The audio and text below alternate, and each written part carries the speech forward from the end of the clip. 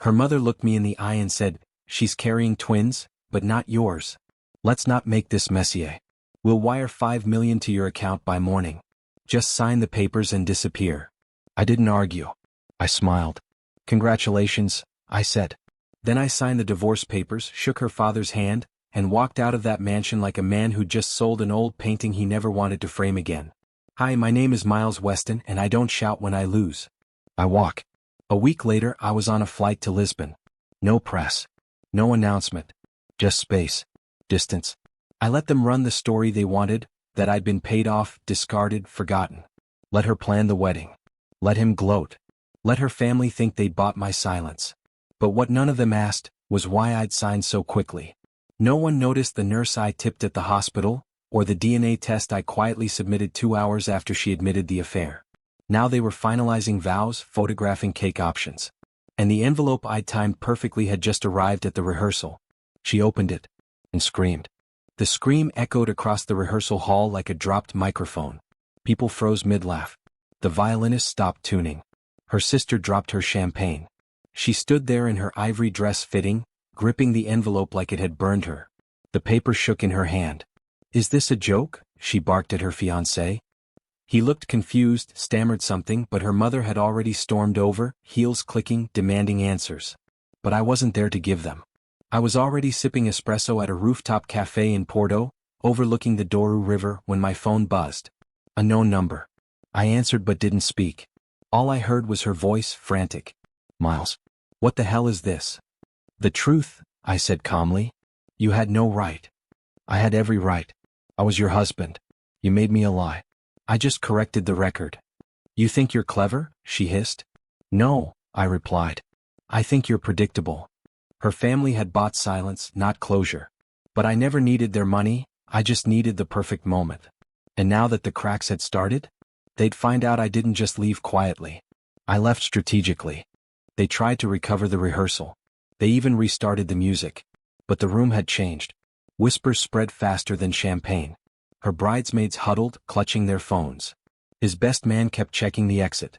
And the groom, the so-called father of her twins, was pale, shaking, scrolling frantically through his messages like someone searching for a lifeboat mid-sinking. Because the DNA report didn't say the twins were mine.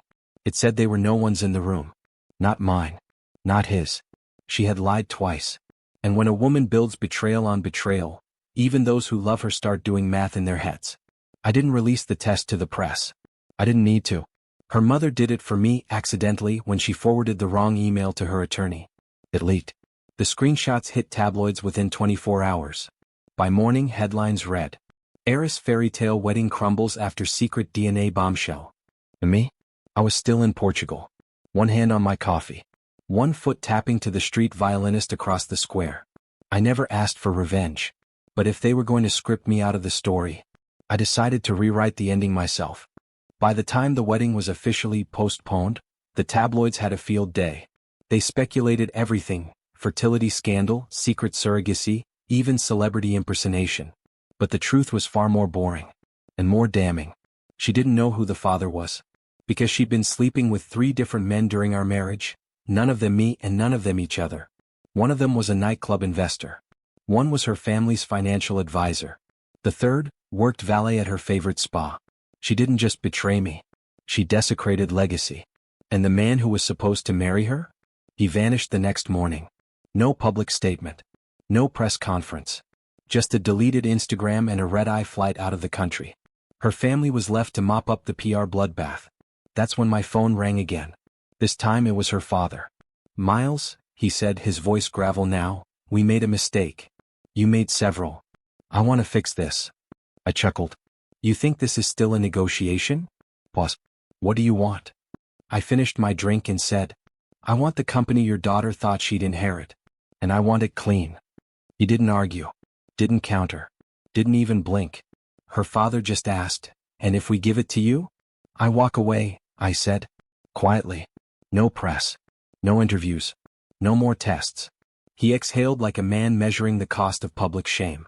The company was old money, land development, logistics, real estate, now rebranded for the digital age but still ruled by whispers and handshakes. His daughter was supposed to inherit it. I was just the distraction who married in. And now, I was the only one not tied to the scandal. The DNA leak had tainted everything. Investors were nervous. Stakeholders furious. His daughter? Practically untouchable from a credibility standpoint. But me? I was clean. So I waited. And finally he nodded. I'll have the papers drafted.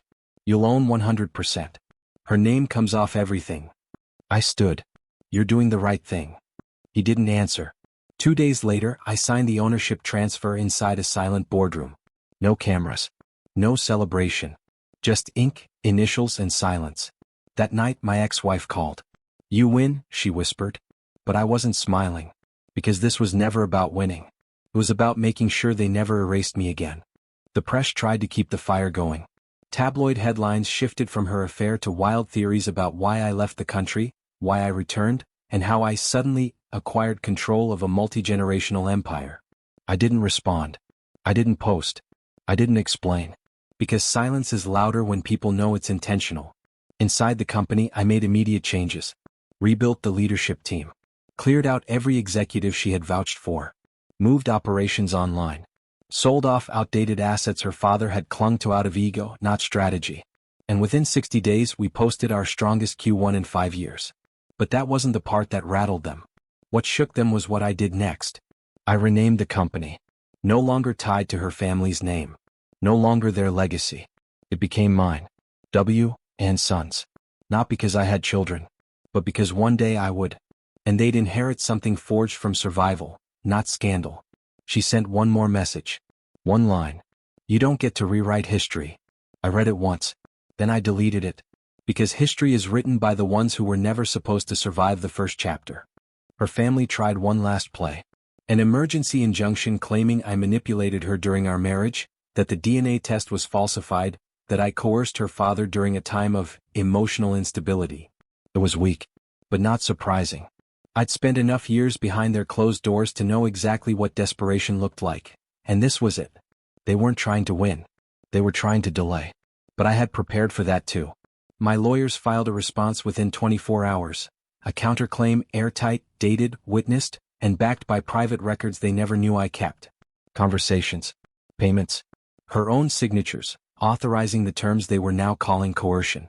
The judge read both sides, looked over her glasses, and asked her attorney a single question. Are you prepared to be countersued for defamation under oath? The case was dismissed that afternoon. And just like that, the final door they tried to close slammed on their own fingers. I didn't celebrate. Didn't gloat. Just walked out of the courthouse, loosened my tie, and felt the sun for the first time in what felt like years. They wanted me erased. But now, they'd spend the rest of their lives walking past my name. A year later, the company stood taller than it ever had under their name. W. and Sons became a symbol, not of revenge but resilience. We launched housing initiatives in underserved regions, partnered with clean infrastructure startups, and quietly funded scholarships under names no one recognized, but I did. Names like the nurse who gave me access to that first DNA swab. The friend who helped me vanish when I needed distance. The attorney who believed me when no one else would. I didn't chase recognition. I chased correction. And I got it. One crisp fall morning, I walked into the same cafe where she once sat with her fiancé. The place had changed hands. No trace of them remained. But I still remembered. As I paid for my coffee, the barista looked up. You're him, right? From the articles. I gave a small smile. Depends what they said. He grinned. That you didn't lose everything, you just took the long way to something better. I nodded once. Because it was true. I never needed to ruin her. She did that all on her own.